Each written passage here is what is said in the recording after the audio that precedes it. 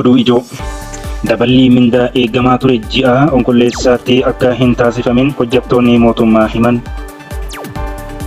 Gulaalliin CBJ waggoota 5 darban walabummaa miidiyaa gadi bu'uu ifoomse. Koreen mirga gaazexeessitootaatiif falmu CBJ'n jedhamuun beekamu Itoophiyaa keessatti walabummaa miidiyaa waggoota 5 darban keessa gadi bu'uu ifoomse. Mootiin gonfoo Suudii Israa'el Gaazatti duguuggaa sanyii raawwachaa jirti jedhan.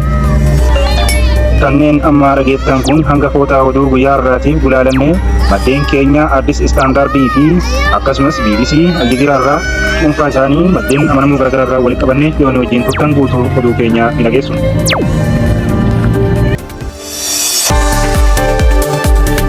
Ashamaa harka fuunee daawwattootaa fi dhageeffattoota keenya kabajamoo Ardii Miidiyaa Neetwoork irraa oduu bal'inaan har'aaf qabannetti ceeneerra. Dabalii mindaa eegamaa ture ji'a onkolleessaatti akka hin taasifamin hojjettoonni mootummaa himan.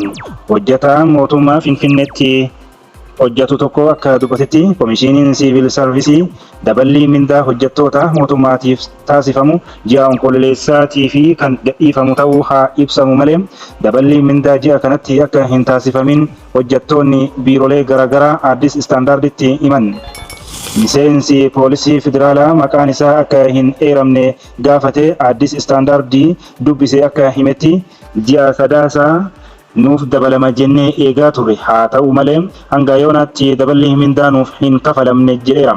Hojjetaan yuunivarsiitii siivil sarvaantii feesarummaadhaan tajaajilaa jiru tokko daballi mindaa isa qaqqabee akka hin jirre mirkaneesseera. Mindaan isaanii akka dabalamuyyuu abdiin amansiisaa ta'ee isaan qaqqabee akka hin jirre himaniiru. Hojjettoonni nageenya hidhata odeeffannoo fi tajaajila oduu Itoophiyaa dabalanii mindaa akka hin taasifaminii fi odeessaniiru. Akkasumas daballiin mindaa isaanii qaqqabe akka hin jirre hojjettoonni bulchiinsa magaalaa Finfinnee kutaa magaalaa Yakkaa, Eekkaa, Boolee fi Lammii Kuraa Addis Istaandarditti himaniiru. Ji'a kanatti dabala na qaqqabuu hanga ta'e na gargaara jedheen eegaa ture. Amma garuu yoom akka dabalamu tilmaamuunuu ulfaataadha. Hojjetaa mootummaa kutaa magaalaa Boolee tokkotu jedhe. Komishiiniin Siivil Sarvisii obbo Makuriyaa Hayilee ibsa sadaasa 8/2024 baaseen Ministeerri Faayinaansii mindaan akka dabalamuuf eeyyamuu eeruun biiroon keenya mindaa ji'a sadaasaa sirreeffamee gadhiiseera jedheera. Biiroleen hedduu kafaltii kana raawwachuu ibsuun kanneen kafaltii hin xumurin qophii gochaa jiru jedheera. Qophiin akkuma xumurameen mindaa haaraa kana ji'a sadaasaatiif gadhiisuu akka qaban eereera. Odeeffannoo mindaa akka harkifatuu fi daballiin taasifamu akka hin jirre naanna'aa jiraachuu amanuun odeeffannoo amansiisaa Komishiiniin Siivil Sarvaantii ofarratti akka xiyyeeffatan dubbateera. Hojjettoonni mootummaa gama biraatiin daballiin mindaa yeroodhaan taasifamuu dhabuun keessumaa ji'oota dhiyoo darban keessa jireenya isaanii gadadoo keessa akka galu taasisuu himu. Hojjetaa hospitaala Phaawulosii tokko mindaanni dabalama jennee eegaa turre haa ta'u malee ammas ji'a kanas akka barreerra jedheera. Abbaa hojiilee 3 ta'uu kan himu kun daballii mindaatiin walqabatee yaadachiifni biiroorraa isa qaqqabe tokkoyyuu akka hin jirre dubbata. Hojjetaa mindaa isaa ji'a birrii 6,000 ta'u himu kun yeroo inni fi waahillan isaa daballii mindaa osoo eeggatan qaala'iinsi jireenyaa dabalaa jiraachuu himam. Mindaan amma argadhu kun maatii koo horachuu gonkumaa nan dandeessisu jedheera.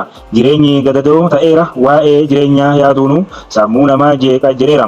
Rakkoo hojjetaa mudatu ilaalcha keessa galchuun daballii mindaa kana hatattamaan akka gadhiisu mootummaa gaafateera.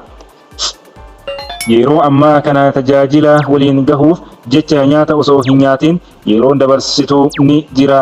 Galiin xiqqoon nuti argannu gahu jireenya garmalee ulfaataa ta'aa dhufeera. Jireenyi ulfaachaa dhufeera jedheera. Hojjetaa mootummaa kan ta'e biraa mindaa ji'a birrii 10,000 argatu harkifachuun daballii mindaa sodaa isatti uumuu ibseera. Mindaa akka dabalamu erga itti himame ji'a 2 darbuu himeera. Hanga yoonaatti wanti argine hin jiru. Daballiin taasifamuyyuu qaala'iinsa jireenyaa mo'achuuf gahaa miti jedheera. Mindaa mootummaa qofaan jiraachuu ulfaataa ta'uu dubbateera. Qaala'iinsi jireenyaa daballii mindaa taasifameen wal hingitu. Yeroo ammaa kana iddoo jireenyaa hiriyoota koo waliin waloon jiraachaa jirra innis rakkisaadha jedheera. Mootummaan daballii mindaatiif baajata birrii miiliyoona 2.4 ta'u ramaduu yeroo jalqabaaf ji'a hagayyaa 2024 keessa beeksisee ture. Yeroo sanatti daballiin hanga persentii 300 kan taasifamu ta'uu beeksifni kun kan taasifame jijjiirama diinagdee guddaa waxabajjii 2024 taasifamee ture jireenya hojjettoota mootummaa irratti dhiibbaa uumuu danda'u salphisuu yaadameeti. Jalqaba ji'a fulbaanaa keessa ministeerri faayinaansii wixinee labsiin daballii mindaa paarlaamaadhaan akka raggaasifamu taasisee ture. Ministeerri faayinaansii xalayaa fulbaana 3 2024 biiroo muummicha ministeera Abiyyiif barreesseen daballii mindaa kun ji'a fulbaanaatti kaasee hojii irra akka oolu gaafatee ture. Akkaataa labsii kanaatiin hojjettoonni mindaa gadi aanaa argatanii fi daballiin hanga persentii 332 taasifamuun mindaa birrii 1,100 argatan gara birrii 4,760 kan guddifamu yoo ta'u, kanneen mindaa 20,000 hanga 468 argatan immoo daballiin hanga persentii 5 argatu jedhamee kan ture ta'uu ni yaadatama.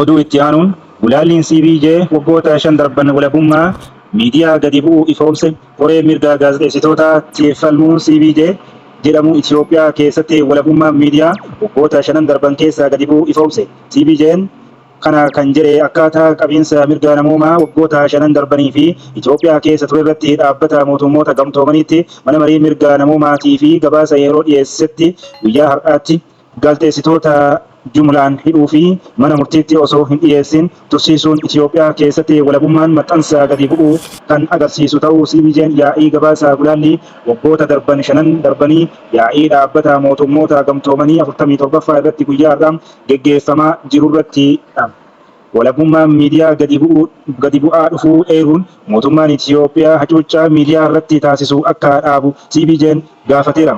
Hidhaan jumlaa, reebicha, arrabsoo fi uggurri seeraa gaazexeessitoota mudachaa jiraachuu eeruun gabaasa Addis Istaandaardii kanaan dura dhiyeesse kan walabummaan miidiyaa gadi bu'uu fi gaazexeessitootaan hidhamuu fi biyyaa baqachaa jiraachuu ibsu mirkaneesseera.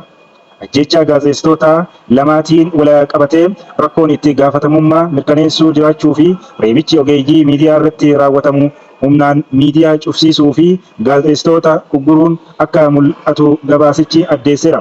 Riiformiin waggoota 5 darban raawwatame akkuma jirutti ta'ee miidiyaan Itoophiyaaf seerri farra shororkeessummaa sagalee dhugaa ukkaamsuun dhaabbilee miidiyaa cufsiisuu fi gaazexeessitoota biyyaa ari'uuf sababa ta'eera.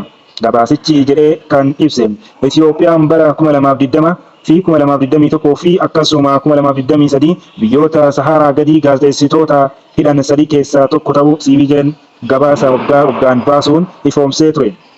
Sadarkaan kun yaaddoon guddaan jiraachuu agarsiisa. Waggoota 5 darban keessa Itoophiyaan gaazexeessitoota jumlaan hidhaa turteerti jechuun CBJ'n akeekkachiiseera. Aangawoonni Itoophiyaa walabummaa miidiyaa kabajuun hojii irra akka oolchaniif nageenya gaazexeessitoota akka tiksan waamicha taasiseera. Gaazexeessitootni hidhaman akka gadhiifaman, haleellaan gaazexeessitoota irratti raawwatamu akka qoratamuun itti gaafatamummaa akka raggaasifamuu fi seeronni mirga gaazexeessitootaa ugguran akka fooyyeffaman CBJ'n gaafateera.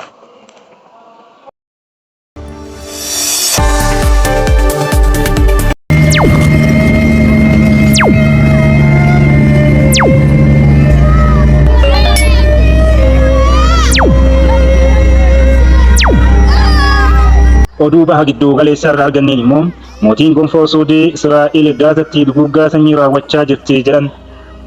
Mootiin gonfoo Suudii Mohammed bin Salmaan erga waraanni kun jalqabee as qondaallee Suudii tokko uummata biyyattii irratti qeeqaa cimaa ta'e tokko keessatti gocha Israa'el Gaazaa keessatti raawwatte duguggaa sanyii jechuun balaaleffataniiru.